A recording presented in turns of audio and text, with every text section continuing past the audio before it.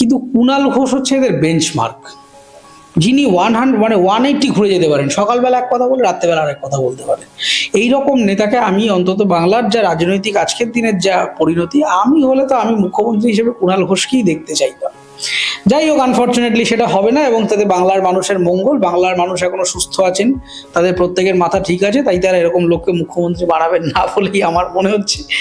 কিন্তু ঘটনা হচ্ছে যে কালের নিয়মটা কি, কালের নিয়মে এই যে বলছে যে সময়ের নিয়মে, সময়ের আবার নিয়ম আছে, নিয়ম তো সেট করেছে পার্টি অফিস থেকে, সময় আবার নিয়ম কি, কোথা থেকে এলেন এই ব্যক্তি হঠাৎ করে এসে? এইটা তো পেডিগ্রি সেট করা হয়েছে প্রথম কথা। কেউ সময়ের নিয়মে একজন আরেকজনের পরে লিনিয়ে যে চলে আসবে ওই জিনিস কংগ্রেস নিজেই তার লিনিয়ে রাখতে পারেনি ভারতবর্ষের রাজনৈতিক ইতিহাসে, তৃণমূল বাংলায় এরকম রেখে দিতে পারে? এত সোজা বিষয়টা। প্রথম কথাটা হচ্ছে, দেখুন, অভিষেক বন্দ্যোপাধ্যায়কে